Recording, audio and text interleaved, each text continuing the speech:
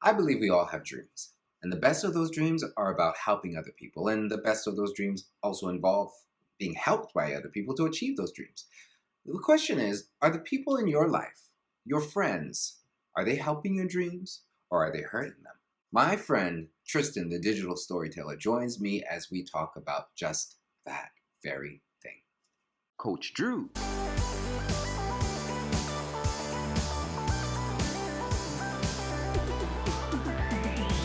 So we're really talking about dreams and how relationships impact the carrying out or the living out of those dreams. Yeah. How do you choose relationships? How do you select people to be in your circle? And what's the impact of having the right people versus the wrong people, right? I know it sounds judgmental, but life is all about choices. Yeah. We're just recording a podcast about choices, and we keep coming back to that. So our choices intersect with the choices of others and the thoughts and the perspectives of others, and that really makes a difference on how we live our lives. Yeah, and that's what I always share with my friends is the whole idea of like I need to have a strong inner core. Yeah. Right? A group of friends that have different perspectives. Yeah. We can be coming from the same place. Yeah. Right? Same values, maybe same outlook on life in the sense of, how we may want to raise our children, how we want to treat people. Yeah. Core things, core values. See, what's interesting is it's so important to have an awareness of the other person's perspective. Yes. And not just that they have a different perspective. Yeah. But it may sound judgmental. Yeah. But it's important to be selective about the perspectives that you allow to inform your perspective. Absolutely. Inherently, we all have goggles that we wear, right? Yeah. Which is sort of the distorted way that we look at ourselves. Mm-hmm. And then if we don't actually, if we're not what I call are aggressively defending our sort of inner court community, then we're going to start to take on everybody else's goggles and distorted ways of the way they not only look at the world, but look at us. And then we're left now to deal with the ramifications of everybody else's perspectives, tainted perspectives of ourselves and how we navigate through the world, right? Yeah. And that becomes the challenge now, even, where people may want to look for professional help or just formalized help, because how do I take off these goggles? I need help. Because I've never been in environments where they taught me how to take off these goggles, right? I don't want to use strong wording, but I want to use strong wording. Like you kind of have to be very vigilant about who you let into your inner space. And when I say inner space, I mean like, everybody has 2, 3, maybe 4 friends that they can tell stuff to, that they can have real conversations with, they can talk about their marriage with, they can talk to those people about their kids, about their struggles. Those people are important because those people are the people that are really going to shape the narrative or help to shape the narrative of what you experience. My perspective is my perspective. Yeah. But it's important for you to have a sense about what my perspective is. Yeah. So how do you go about choosing who you have sharing their perspective with you? Mm-hmm. So I've heard it said that of the 5 people that you have in your circle, so I was off by one person. Well, I mean, they say, whoever they is, this is what they say. Whoever they are, what they say is that you will find yourself in the middle, right? The average, whether that's financially or perspective-wise, you'll gravitate towards being in the middle. But I think it's important to look at not just what's similar in terms of life experience, but in terms of values. Yes. I think that's a safe place to start. That's a baseline. I think a good part of it is basing it off of values. How you base it off of values, you got to spend time with people. I tell people that are single, my friends that are single, your best friend is time when you're getting to know people, right?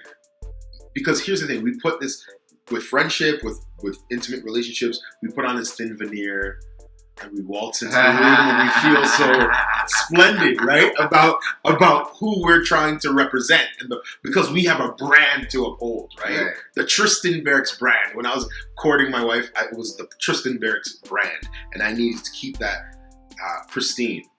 But with time, time will show everybody who you really are, right? So that's what I kind of believe. It's funny because I tell people, consider it like an interview process. Yep. And check references.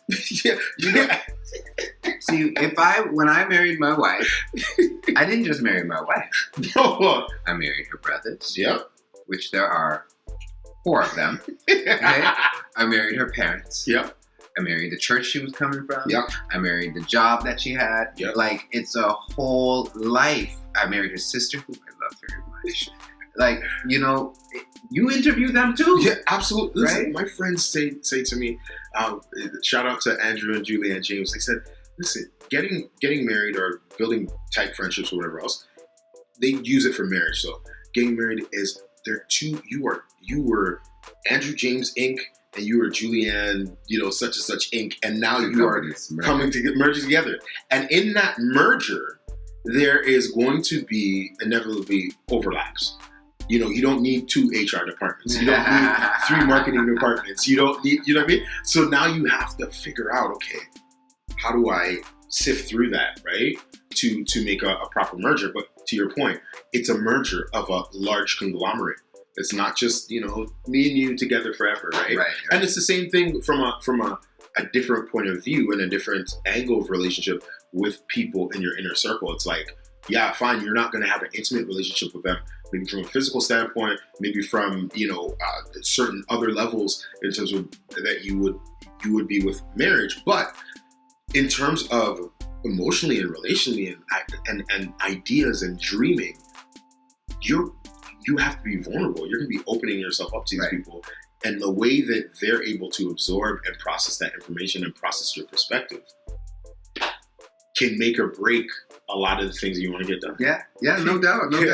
And it's interesting, as you were saying that, one of the things that was coming to mind for me was the importance of knowing yourself, knowing your company, knowing, when you invite people into your circle, your inner circle, if you don't have a good sense about who you are, what you value, what it is that you want, it's very easy to take on somebody's impression, somebody's ideas. And I think that's what happens for a lot of us, whether we're thinking about where we fit in the world, like what's my role. There's not an awareness of who you are. There's not a sense of groundedness. This is what I believe. This is what I want. This is what I'm good at.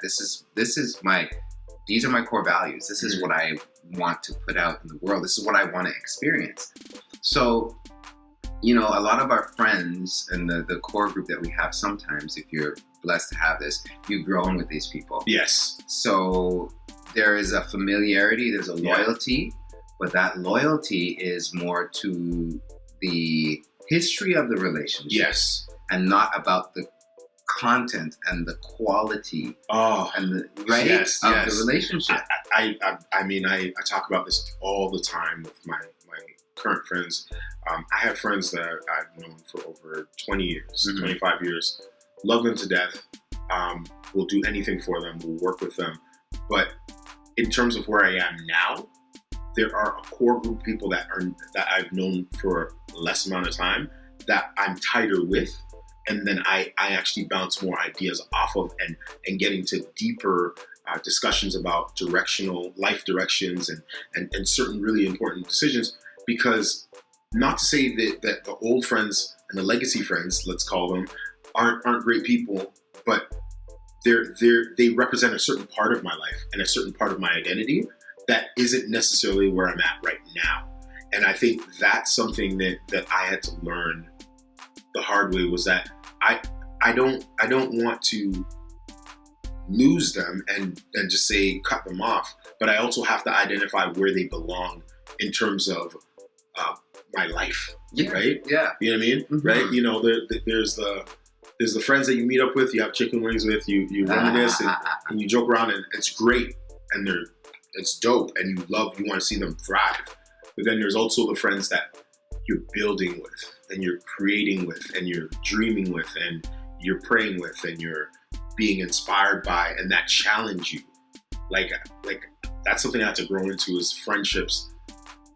Friends that I can fight with. Meaning, and when I say fight, I don't mean it in a derogatory way, but I mean wrestle with ideas and say, like this is a stretch for me, because what you're saying to me is I can get up here and I'm here, and I feel like here is really high, but there's more, and that wrestling. So those are some of my favorite relationships. Yeah. One of the things that I encourage people, well, I have a core value of growth. Yeah. Core value of growth. Growth is a core value for me. So if you're going to be anywhere close to me, okay, for any period of time, it's going to be a shared value. Okay. So it's not that I don't value people who don't value growth, but I know I'm going to be limited if I stay in their circle, in their space for extended periods of time. Absolutely. So that's what I didn't want to be. I don't want to sound judgmental or opportunistic when I say it's important to surround yourself with people intentionally.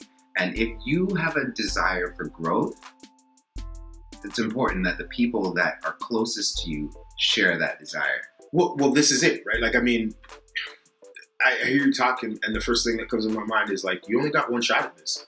We have one shot at this life. And I mean, as much as I would love to be able to be close and tight and do everything with everybody, I don't have that bandwidth. I don't have that amount of time, right? Yeah. So I have to be very intentional about how I spend my time, right? Some people are more intentional about how they spend their money than how they spend their time. And I would prefer, I tell my wife all the time, I said, listen, don't spend all the money you want, but like, we can spend money because we can always make that up. I don't want to waste time because I can't make that up. Right. So I would much rather, if it costs a little bit more, okay, let's just spend the money on that rather than spend our time and lose the momentum out of something else, right? So it's that whole sort of idea of, you know what?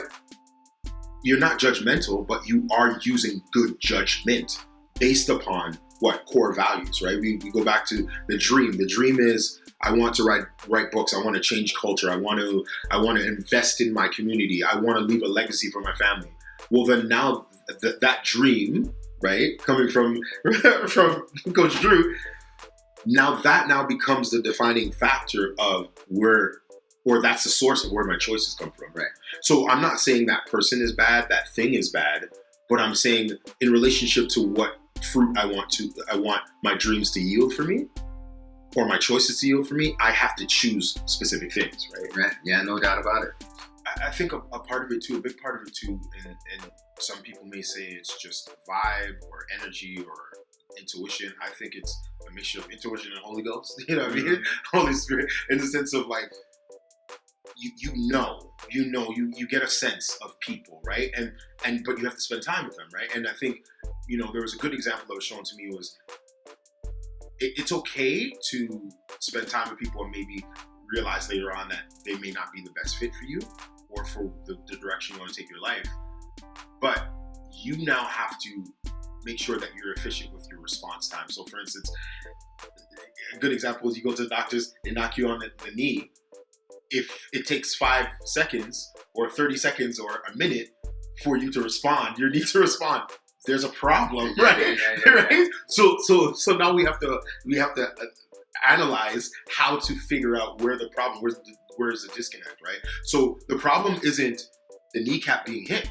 The problem is the response being slow to the kneecap being hit, right? So it's like, okay, when I identify that this person may not be my person for my personal group, how quickly do I pivot or respond to that to now make the right decision? Yeah, because some people have been in relationships where that leg should have sprung up a long time ago, sprung up and let you out ran out the door, ran out the relationship a long time ago, but here you are 20, 30 years in. 30, yeah. Right? So, let's wrap this all together. Your degree of success and achieving and living out your dreams is going to be directly informed by the people that you have around you, the choices that you make. So choose wisely, think intentionally, share what it is, your core values, right? If you want to grow, pair yourself up with people who are growing, because if they're not, they're gonna hold you back. That's just the way it goes. You can love them, and love them from a distance, right? You thought I was gonna say love them and leave them. I wouldn't say love them and leave them, stiff arm, right? Leave them if you need to, because the people who are with it, they will catch up in a good way, right? But anyhow, Tristan, thank you for joining me. No problem, my pleasure. Thank you for joining me, and we will see you in the next video.